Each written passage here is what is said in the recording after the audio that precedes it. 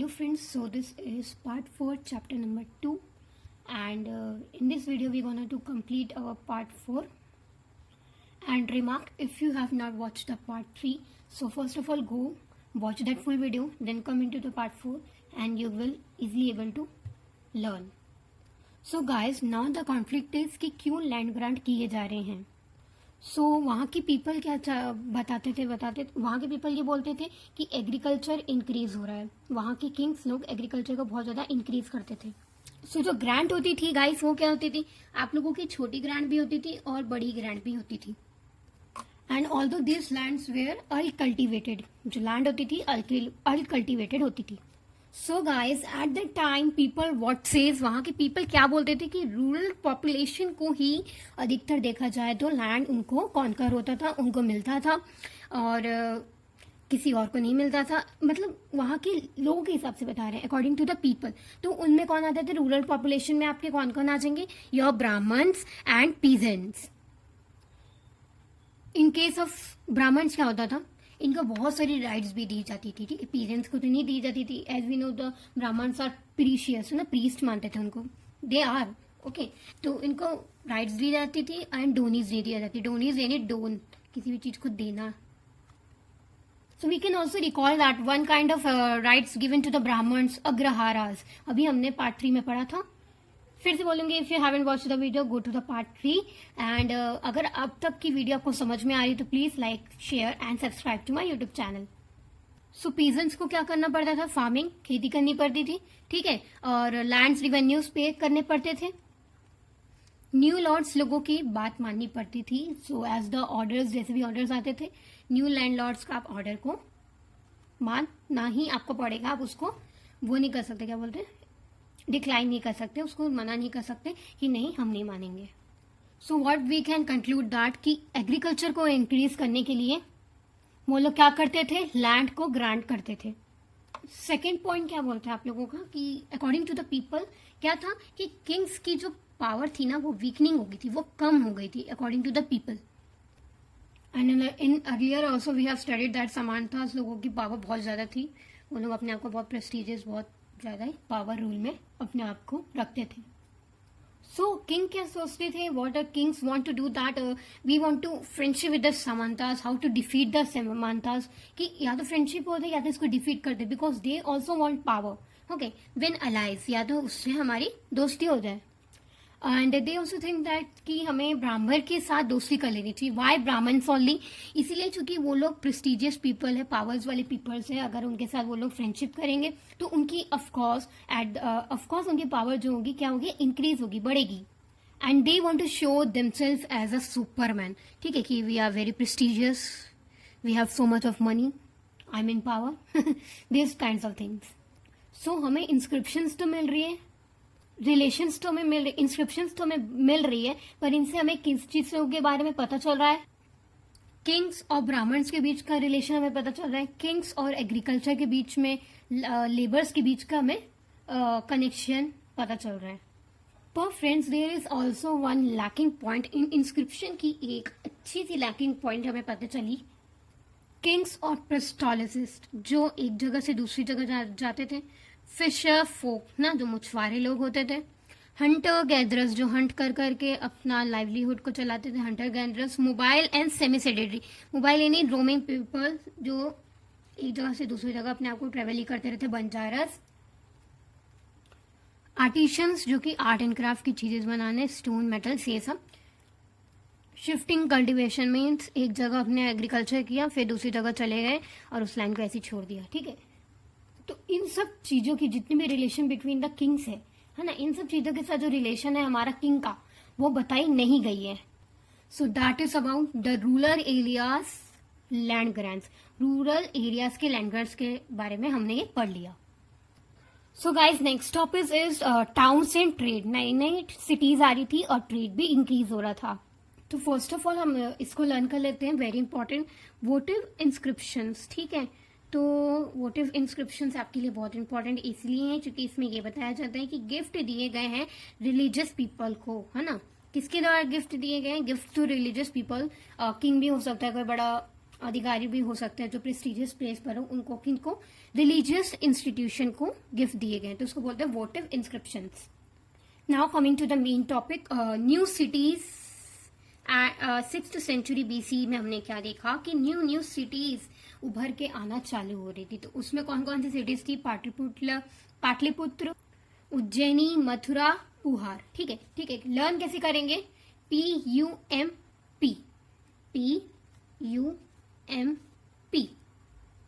So story क्या है पाटलिपुत्र की? पहले पाटलिपुत्र एक विलेज हुआ करता था जिसका नाम था पाटलीग्राम। तो ब्लू बॉक्स है आपकी बुक में, उसको आपको हिस्ट्री ऑफ पाटलिपुत्र तो आपको पढ़ना है, इंपॉर्टेंट है। So what we can say that Pataliputra एक ऐसा काइंड ऑफ अ टाउन था जो कि एक रिवराइन के ऊपर था, मतलब रिवर्स के ऊपर एक बना हुआ टाउन था, उसको हम बोल सकते हैं पाटलिपुत्र। सेकेंड गाइस हमारा क्या था? Ujjaini is famous for land, जो कि लैंड रूट के ऊपर था उज्जैनी। सी है आपका, थर्ड है आपका मथुरा।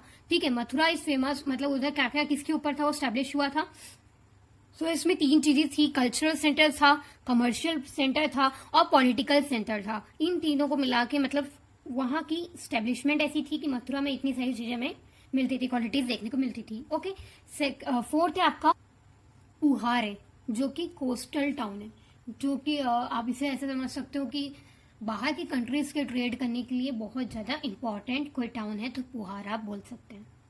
सो guys how we can learn, कि कैसे लर्न करेंगे? सिंपल है, आप PUMP, pump city, Pataliputra, Ujjaini, Mathura and पुहार।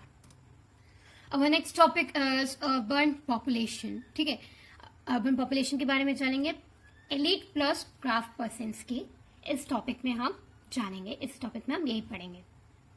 So guys what we discovered, हम लोग ने क्या देखा कि जो किंगडम्स हैं वो बहुत जगह जगह तक फैली हुई है, बहुत दूर दूर तक एक्सपांड हुई है। ठीक है, बहुत ज्यादा लैंड एरिया है, इतने ज्यादा एकड़ में उनकी लैंड एक्सपेंशन है, due because they are kings. Okay, and if we want to relate with the present time, तो हम लोग क्या देख रहे हैं कि आज के टाइम तो बहुत ज्यादा लोग रह रहे हैं वहां पे, बहुत सारे लोग रहते हैं। तो हम लोग क्या डिस्कवर कर रहे हैं कि यहाँ पे एक्सकेवेशन बहुत ज्यादा कम हो रही है। ऑब्वियस से होगी, चूंकि लैंड अपने इतना ज्यादा कॉन्कर करके रखा है, प्रेजेंटली लोग रह रहे हैं, तो किसी भी एरिया पे हम कैसे कुछ एक्सकेवेशन कर सकते हैं, तो हम नहीं कर पा रहे हैं। फिर भी पर हम बोल सकते हैं कि हमें बहुत सारे आर्टिफैक्ट्स मिले हैं।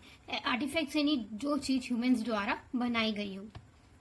अब क्या है? नॉर्दर्न ब्लैक पॉलिश वेयर, ये एक क्या है? एक इंस्ट्रूमेंट है, एक इंस्ट्रूमेंट बोल सकते हो, जैसे कि एक थिंग है जिसके ऊपर पहले जमाने के लोग अपनी कुछ भी बनाने की चीज रखते थे, फूड वूड स्टोर करके रखते थे। पर वो देखने में इतनी, आप अपनी बुक खोल के देख सकते हो कि इतनी सुंदर है, ब्लैक कलर की पॉलिश सरफेस है, फाइन पॉटरी बॉल्स है, डिशेस हैं। इससे हमें यही पता चलता है कि वो बहुत ज्यादा रिच पर्सन ही यूज करते होंगे। साइज भी बहुत ज्यादा एक्सकैवेटेड है, बहुत ज्यादा बड़ा है उनका साइज। तो ये आपको याद रखना, northern black polish ware. Second, हमें क्या क्या मिला? ऑर्नामेंट्स मिले, हमें टूल्स मिले, ठीक है, वेपन्स मिले, हथियार मिले, फिगरीज मिली है, जो कि किस किस मटेरियल से बने रहते थे। पूछ सकते हैं आपसे कैसे मटेरियल से बने रहते थे, so you have to say that aluminium से, कॉपर से, गोल्ड का तो नहीं रहता था, गोल्ड का भी रहता था। ऑफकोर्स ऑर्नामेंट्स है तो गोल्ड सिल्वर से बनेंगे आपके ऑर्नामेंट्स। कॉपर, ब्रॉन्ज, आयरन से बनते थे, शेल से बनते थे, ग्लास रहते थे, ये सब रहते थे। हम लोग पहले भी ये सब जान चुके हैं। हमने रूरल पॉपुलेशन के बारे में भी पढ़ चुका है ना, वीडियोस में हमने पढ़ा है इसके पहले ही कि रूरल पॉपुलेशन कैसा था।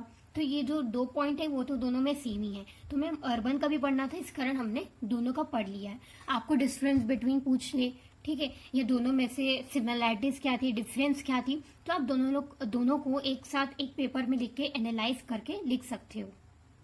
थर्ड पॉइंट क्या है आपका? वोटिव इंस्क्रिप्शन। ठीक है, वोटिव इंस्क्रिप्शंस के बारे में दोनों फर्स्ट और सेकंड तो सेम हो गए। वोटिव इंस्क्रिप्शंस के बारे में, सो वोटिव इंस्क्रिप्शंस क्या होती थी? इसके ऊपर ना डोनर का नाम लिखा जाता था।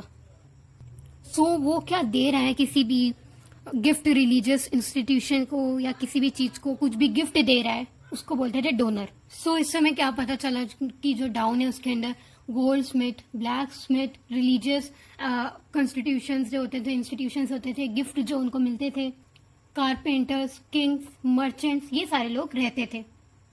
फोर्थ क्या आपका? Guilds and श्रेणीज। तो ये क्या है? एक ऑर्गेनाइजेशंस ऑफ क्राफ्ट प्रोड्यूसर्स है और मर्चेंट्स हैं।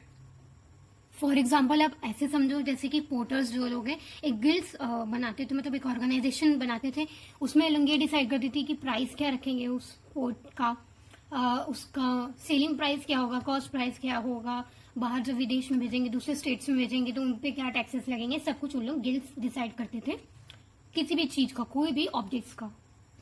Guys same as for the merchants, merchants की भी सेम है, वो लोग श्रेणीज उनको बनाते थे, श्रेणीज बनाते थे, वो लोग भी गिल्ड्स बनाते थे, ऑर्गेनाइजेशन अपनी बनाते थे ताकि प्राइजेस को क्या कर पाए, प्राइजेस को एक लगा पाए कि ये प्राइजेस होंगे। सो ये लोग जब भी ट्रेड करते थे उसके हमें अच्छे खासे रिकॉर्ड मिले हैं, जो आयरन का यूज करते थे। सो आयरन रिकॉर्ड्स के बारे में हमें पता है, तो उससे भी हमें किसके बारे में पता चलता है, अर्बन पॉपुलेशन के बारे में पता चलता है। Now next topic is trade in सब कॉन्टिनेंट, मतलब कि क्या क्या हो गया तुम्हारा, पाकिस्तान, इंडिया, है ना, ये सारी जगह ट्रेड इन सब कॉन्टिनेंट में आ गई। उसमें और कर सा चाइना, नेपाल, भूटान, जितने भी सारे हैं तो वो लोग सब इसके अंदर आते हैं, हमारे ट्रेड ऑफ इंडिया के अंदर आते हैं। सो जो पहले भारतवर्ष बोला जाता था उसी के बारे में हम पढ़ेंगे। सो जो ट्रेड था उसके बियॉन्ड भी हुआ करता था trade, and now we are going to study that only. Now talking to the trading routes, तो ट्रेडिंग रूट्स कैसी थी, अगर हम अपने इस मैप को देखें, ठीक है, मैप के हम राइट साइड देखते हैं बे ऑफ बंगाल है, लेफ्ट साइड क्या है, अरेबियन सी है।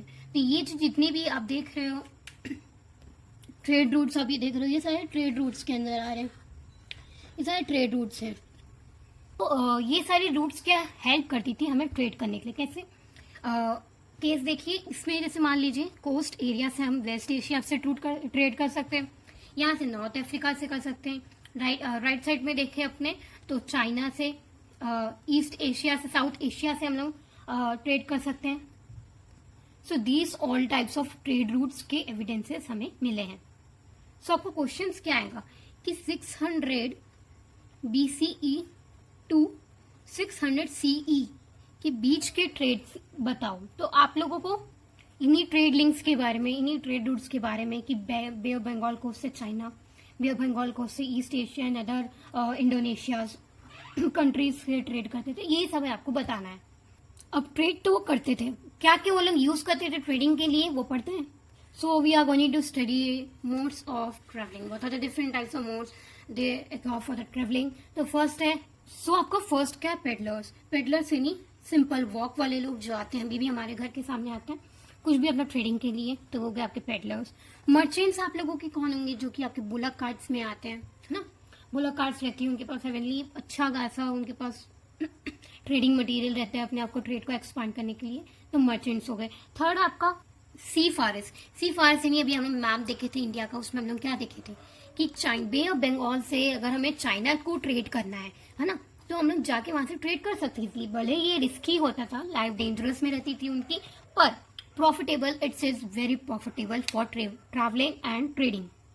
सो हम लोग ने क्या देखा कि मर्चेंट्स को एक स्पेसिफिक वर्ड से हम लोग बुलाया करते थे। रिच मर्चेंट को कैसे बुलाया करते थे, तमिल में आपका क्या बोलते थे, मसथु वन।